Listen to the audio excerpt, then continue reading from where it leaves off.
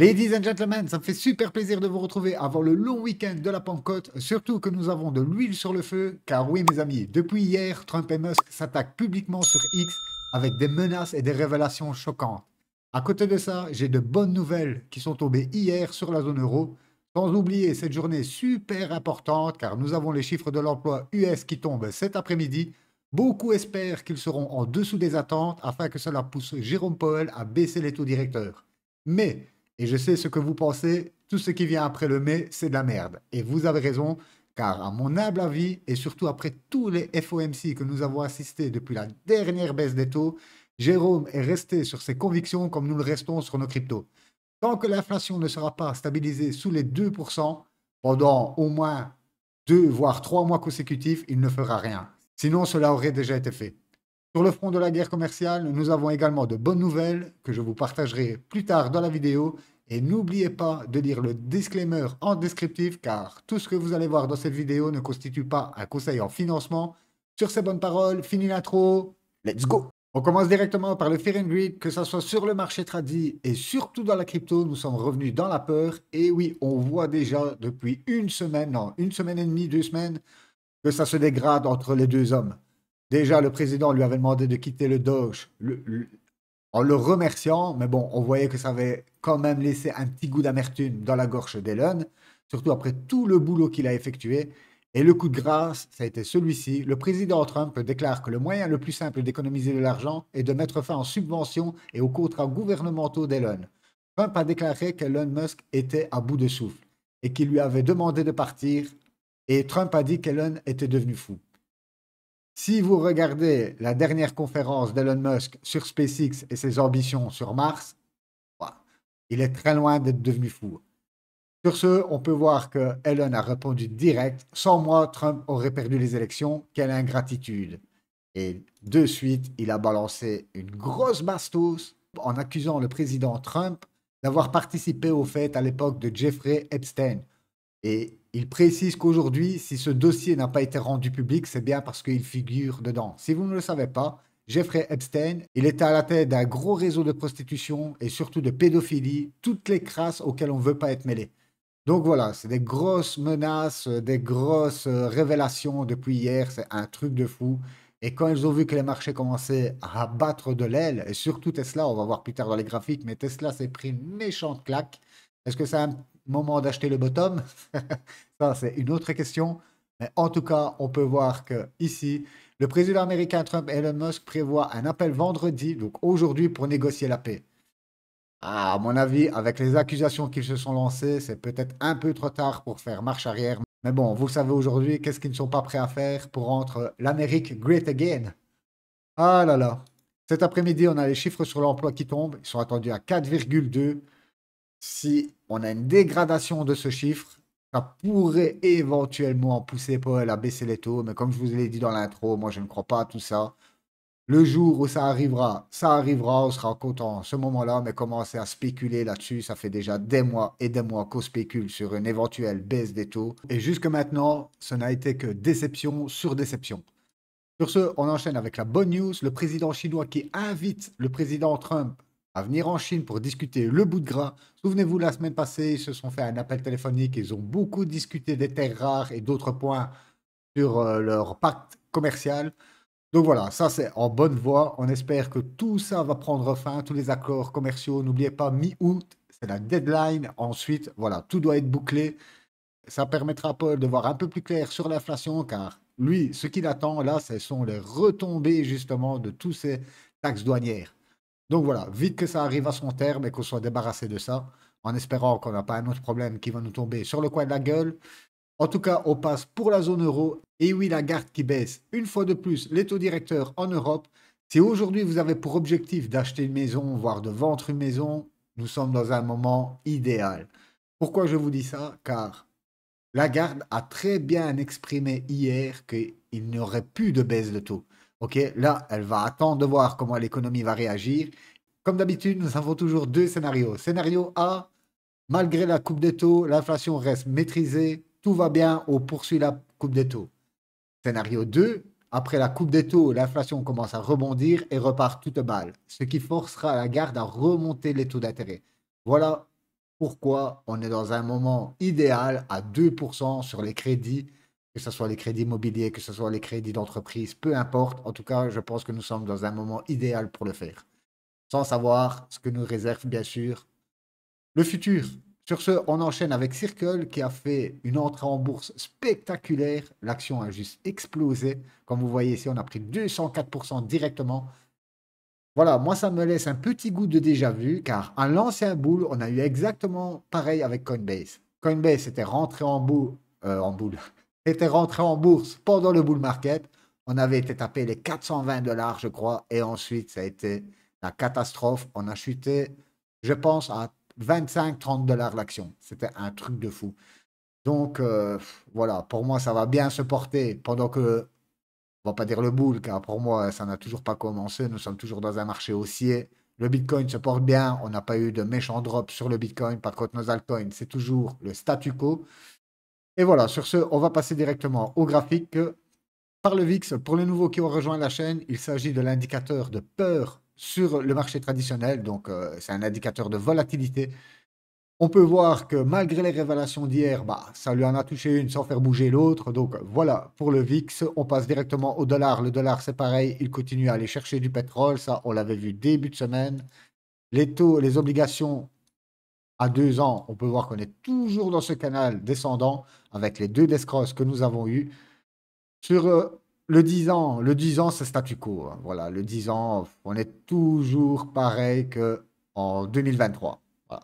Comme vous le voyez, nous sommes dans cette box et ça ne bouge pas. On va toucher le haut, on craque un peu le haut, on craque un peu le bas, mais en gros, dans la moyenne, on reste dans cette box.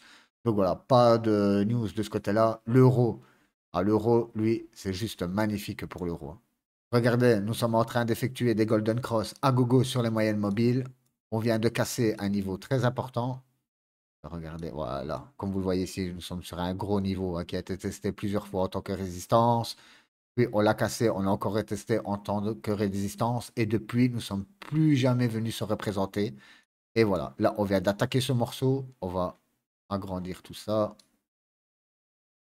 Voilà. Et regardez, on est venu pile le confirmer en tant que support. Ce serait possible que dans un premier temps, on vienne déjà rechercher ce qu'elle est malade. Voilà. Voilà. On a un beau niveau ici à le rechercher. Vous voyez, on a encore une résistance qui est ici. Juste la remontada, ça nous fera encore du 5% sur l'euro. Donc voilà, l'euro se porte très bien, normal. On est en train de couper les taux directeurs à gogo. On va passer directement sur Tesla. Tesla qui s'est fait méchamment punir hier, hein. Regarde, on va passer en daily. Regarde le volume de vente. Je crois qu'il a perdu 20%, à 22% sur Tesla. Là, c'est des milliards et des milliards qui se sont évaporisés sur quelques tweets. C'est un truc de fou. Le S&P, alors lui, pareil, on a corrigé, mais quasi rien. On a corrigé de 1,26%. Moi, tout ce que je vois, c'est que petit à petit, nous sommes en train de rallier le top.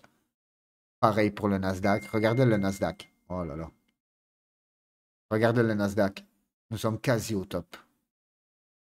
Nvidia se porte bien, Meta se porte bien. Vous voyez que toutes les actions se portent bien. On n'arrête pas d'ouvrir des gaps haussiers de fou. Regardez les gaps. Tous des gaps haussiers. Donc voilà de ce côté-là. L'or, on va jeter un œil sur l'or. L'or, c'est le statu quo. Voilà, l'or, on est dans une box. Voilà, nous sommes dans cette box en train de reprendre de l'énergie car regardez les moyennes mobiles, elles n'ont pas l'air de fléchir, hein. Et je suis en daily. Si on passe en 3D, alors regardez, c'est pour moi, c'est un super marché aussi pour l'or. On a vu que l'argent avait explosé aussi. C'est simple, aujourd'hui, les gens se réfugient dans l'argent, l'or et le Bitcoin. Voilà. En gros, le pétrole, c'est pareil, la cascade sur le pétrole. On a 65 dollars le baril et pourtant la pompe, c'est toujours le même prix.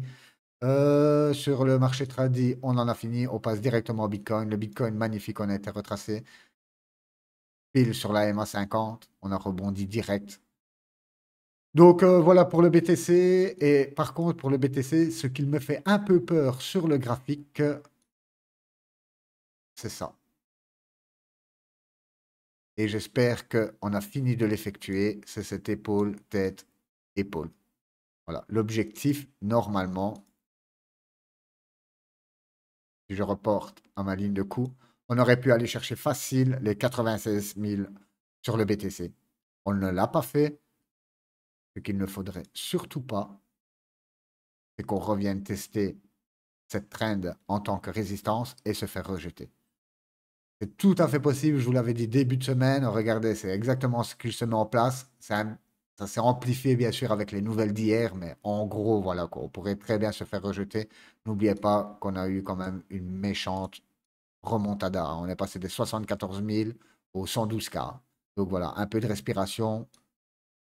L'épaule tête-épaule, elle est flagrante. La ligne de cou, elle est flagrante. Le retest, pas encore flagrant pour l'instant, mais sur le point de se faire. Donc voilà, c'est pas très bonne news. Je sais, ladies and gentlemen, mais bon, c'est bien d'être bullish tout le temps, mais quand on voit ça sur les graphiques, accompagné des nouvelles que nous avons en ce moment, ben voilà, une correction est toujours possible. Nous arrivons bientôt dans l'été. J'espère qu'à l'été, ça va repartir toute balle comme en 2021. Juste après mon anniversaire, c'était reparti un truc de fou. Après une méchante punition de moins 50% sur le BTC, je vous explique même pas nos altes.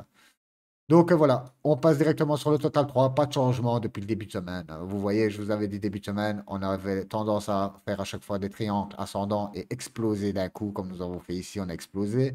Ici, pareil, belle compression, on a explosé. Et on refait une nouvelle compression. Voilà, ici, en espérant qu'on arrive bientôt à terme. Je vous le rappelle, dans une figure, hop, admettons, peu importe qu'on ait un triangle, quand nous arrivons plus ou moins à 2 tiers de la figure, on doit trouver une résolution. OK, sinon après on réajuste. Donc voilà pour le BTC. En fait, j'ai pas trop de quoi vous donner, sauf sur l'Ether dominance. Je vous passe toujours la Bitcoin dominance, mais cette fois-ci, l'Ether dominance, regardez comme on a explosé. C'est juste incroyable. Même sur les RSI, on avait été tapé les 80. La bonne news, c'est qu'on a un Golden Cross qui se fait avec ma EMA 50 qui repasse en dessus de ma EMA 100. La EMA 200 est toujours super loin, mais bon, voilà, c'est déjà un beau signe. Vaut mieux ça que rien. OK? Sur ce, on passe sur l'Ether et on finira par l'Ether. L'Ether, toujours statu quo, nous sommes toujours à mi de figure. Regardez, nous arrivons bientôt aux 2 tiers de la figure.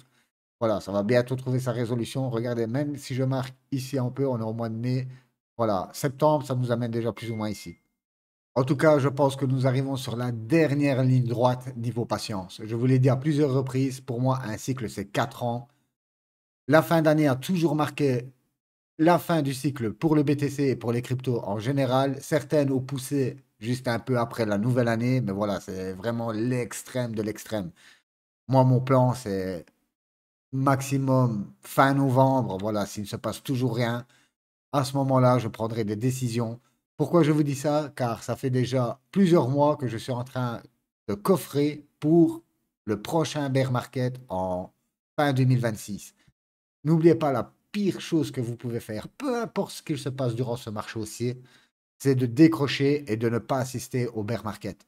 Car c'est vraiment l'opportunité de rentrer sur les plus grosses cryptos, même le BTC. Regardez le BTC, on est passé de 15 000 $ à 112K. Si aujourd'hui on se dirait, voilà, 112K était le top, ça fait déjà quand même un beau multiple. Donc voilà, moi je suis déjà en train de préparer fin 2026, même si nous n'avons pas eu l'euphorie de ce bull market et que nous ne sommes toujours pas arrivés à sa résolution. Ben voilà, je préfère prendre le devant. Sur ce, ladies and gentlemen, j'espère que vous avez apprécié la vidéo. N'oubliez pas le petit pouce, ça aide énormément la chaîne. Si vous avez la moindre question, n'hésitez pas à balancer ça dans les commentaires. Faites attention à tous les scams qui sont dans les coms. Ok, j'ai déjà essayé plusieurs fois de les supprimer, mais rien ne fait, donc faites attention.